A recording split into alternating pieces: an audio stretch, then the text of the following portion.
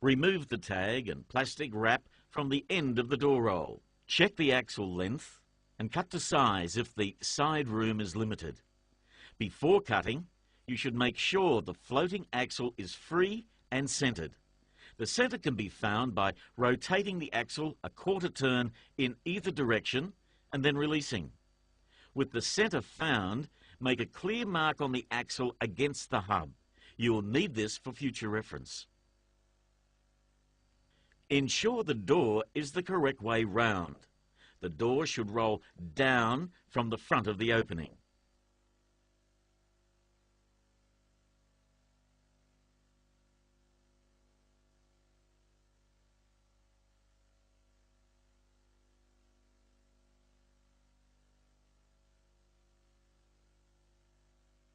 Lift the door onto the brackets. The method for lifting a door onto its brackets is very important for safety purposes. Our installer is using rope slings, but there are a number of suitable methods. Ensure that you use an approved lifting method.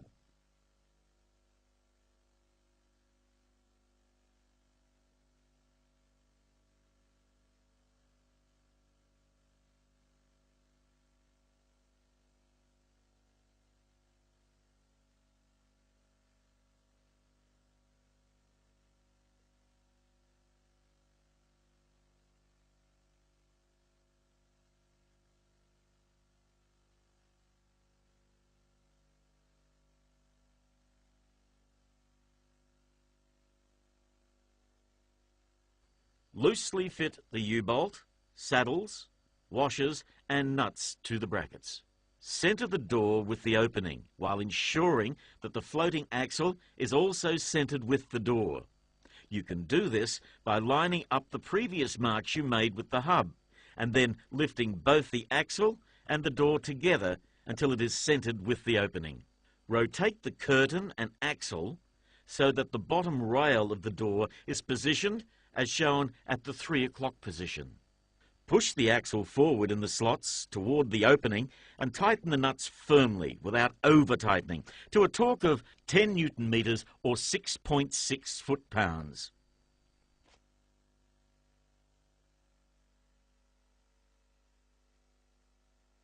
Rotate the door 1.5 turns in a forward direction to apply tension.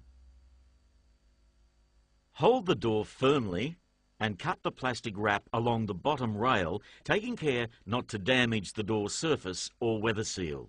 Pull the curtain down slowly, carefully position the chock, taking care not to damage the door surface.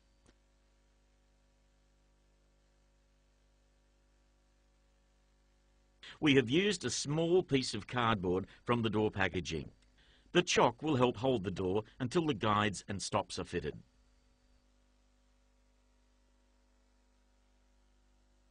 Now trim the weather seal along the bottom door rail.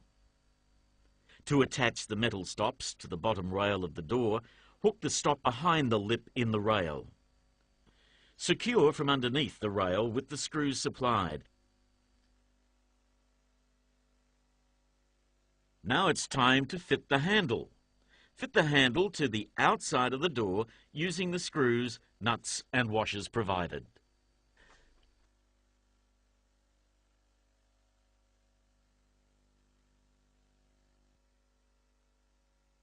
Before you fix the guides, you should check that the curtain overlaps equally on both sides. If it doesn't, adjust as required.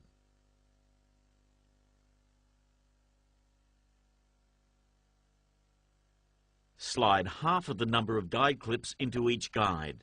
Position the bottom clip 200 mils from the floor with the rest evenly spaced along the guide. To prevent the clips from sliding down the guide, temporarily secure them with adhesive tape.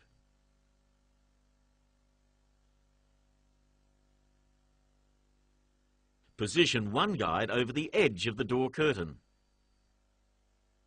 Mark and drill the top fixed guide clip and secure using a 40 by 8 mm coach screw and washer, allowing 3 mils clearance between the inside of the guide and the plastic roller guide.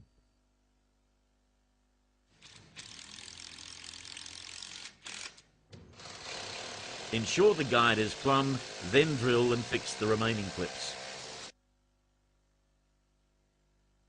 Reposition the guides as necessary to allow smooth and even operation with 3 mils clearance throughout. If you are securing to uneven brickwork, packers may be required behind the clips to prevent them twisting out of square. You must also ensure the clips are positioned on secure bricks.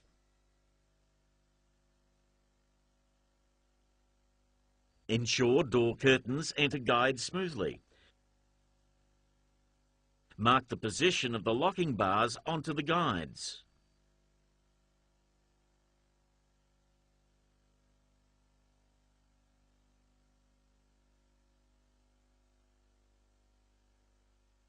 Drill and file out a slot no longer than 25 mil, no wider than 10 mil. Ensure the top of the slot remains in line with the top of the locking bar. Make sure the guide surface is clean and dry. Wipe the guide with a clean rag. Check that the movement of the locking bar is free. Peel off the lining from the lock bar cover and position over the hole. The fitting of lock bar covers is important to prevent possible finger entrapment, particularly important when the door is fitted with an automatic garage door opener. If the door is hard to operate in any direction, check that the door is not jamming in the guides.